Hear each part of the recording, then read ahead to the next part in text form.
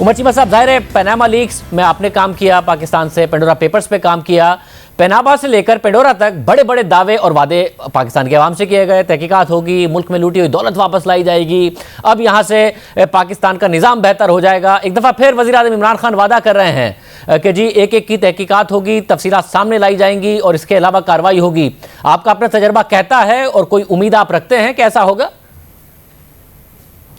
देखें, अभी तो हमने जो चीज़ हमारे सामने है वो यही है कि उन्होंने ऐलान किया है। आगे ये कमीशन या जो ये टीम जो कमेटी उन्होंने बनाई है वो क्या करती है वो वक्त के साथ पता चलेगा। अगर आप तजर्बे की बात कर रहे हैं तो इतनी ज़्यादा वसूख के साथ नहीं कहा जा सकता कि जो दावे किए जाते हैं वैसा ही होगा। हमें अब मेरे ख्याल वक्त आ गया कि हम ज़्यादा देखें कि जो दावे हैं और जो अमली इक़दामात हैं उनमें कितना फ़र्क है, और जो अमली इक़दामात हैं जब तक वो नहीं होते हमें उस चीज़ पर सवाल उठाते रहने चाहिए और उनको उनके वादे याद करा सकते हैं, और इसके अलावा तो कोई हमारे पास सलूशन नहीं है। वैसे मुझे साथ में भी बताइएगा कि कम अज़ कम ज़ाहिर है जिसकी भी कोई अगर ऑफशोर कंपनी है, लाजमी नहीं कि उसने कोई गलत काम किया है, तो अपने वुज़रा की हद तक या अपने अरकान पार्लियामेंट की हद तक ये बहुत ज़्यादा आसान नहीं है कि फौरी तौर पर देखा जाए कि जी पेपर्स में क्या आया है, कितना उन्होंने डिक्लेयर किया है, कितना इलेक्शन कमीशन को या एफबीआर में डिक्लेयर किया हुआ है, उससे मवाजना करने फौरी तौर पर नहीं पता चल जाएगा, जिस पे वज़ीर आज़म कह सके कि जी मैंने अपनी काबीना की और अपने अरकान की कर ली है तहकीकात, ये सही साबित हुई है या नहीं सही साबित, उनके जो दावे वो ठीक है या नहीं है? ये बिल्कुल दुरुस्त है, बल्कि उसमें कुछ लोग तो ऐसे भी हैं जैसे वो खुसरो बख्तियार हैं, उनके हवाले से उन्हें नैब से भी रिपोर्ट लेनी चाहिए कि उन पर जो इंक्वायरी अप्रूव हुई है वो अभी तक क्यों नहीं चल रही।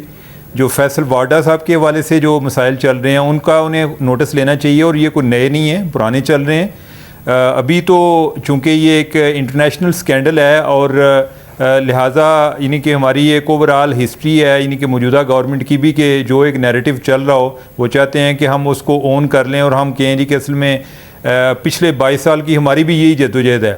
तो उस हद तक तो ये चीज़ें हुई हैं। बाकी जो रिकॉर्ड कोई इतना कोई शानदार नहीं है, जो एहतसाब का अमल है वो बड़ा महदूद है और मुखालफिन तक ही नज़र आ रहा है, यानी कि वो ओवरऑल अक्रॉस दी बोर्ड या कि भाई यानी कि ये अगर तासर कायम किया जाता कि इस मामले में चाहे वो कोई अपना इत्तेहादी हो, चाहे अपनी जमात का बंदा हो या चाहे मुखालफिन है, सब के लिए एक म्यार होगा। पहले तो ऐसी चीज़ नहीं आई। आपकी बात दुरुस्त है कि उन्हें ये चीज़ें उनसे पहले कल की रिपोर्ट आई है और उन्हें ये चीज़ें कोई पता करते हुए ज़्यादा टाइम नहीं लगता। हाँ, यानी कि ये है कि वो कहते हैं कि मैं इब्तदाई तौर पर मेरी ये राय है, आगे हम इसकी फ़र्दर इन्वेस्टिगेशन करना चाहते हैं। उनका अपना मौक़िफ़ ये है यानी कि हम इसको फ़र्दर जो है डबल चेक करना चाहते हैं और उसके लिए हमने ये कमीशन बनाया है।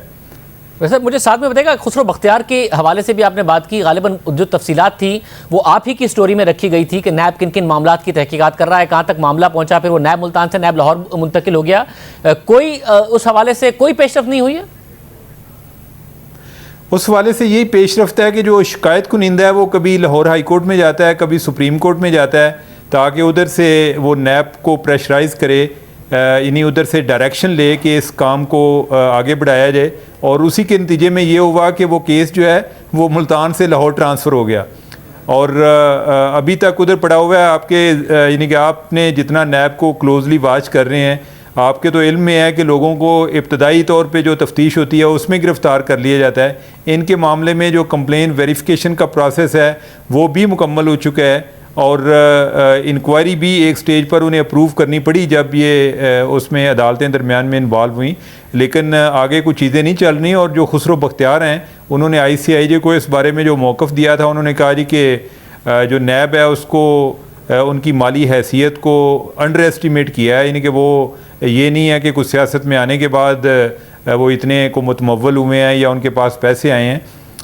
वो पहले से ही जो हैं वो बड़े एक जद्दी पुश्ती किस्म के अमीर आदमी हैं।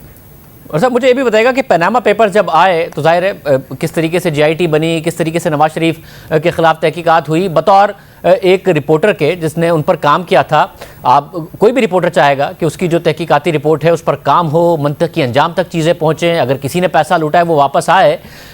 ये हुकूमत आई तो हमने भी बार बार उनसे सवाल किया था कि इतने सारे नाम थे, बाकियों के खिलाफ तहकीकात होगी, तो ये कहते थे हाँ जी हमारे पास सारी इन्फॉर्मेशन है, बाकियों के खिलाफ भी तहकीकात होगी, पैसा वापस आएगा। फिर एमनेस्टी स्कीम्स भी आई, कुछ होता आपको दिखा या उसमें अभी भी कुछ हो सकता है, या वो चैप्टर अब क्लोज ही समझा जाए?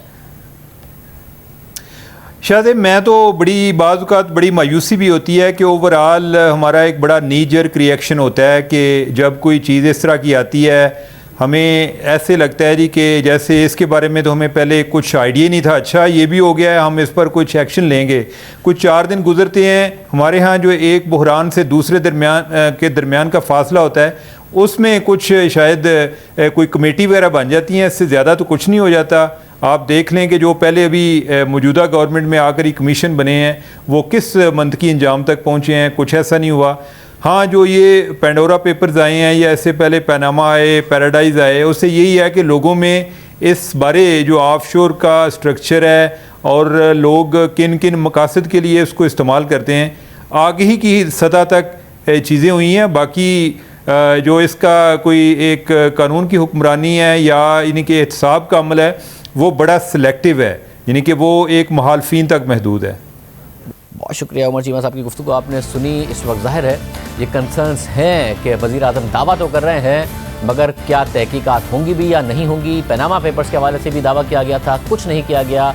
फिर शुगर कमेटी हो, शुगर कमीशन इंक्वायरी हो, वीट कमेटी हो, गंदम की हवाले से इंक्वायरी हो, इसके अलावा जो तेल का क्राइसिस आया उसकी इंक्वायरी हो। दावे बहुत बड़े बड़े किए गए मगर हुकूमत की तरफ से कार्रवाइयाँ नहीं की गई। अब एक दफ़ा फिर हुकूमत दावा कर रही है तो जिसकी वजह से सवालात उठ रहे हैं।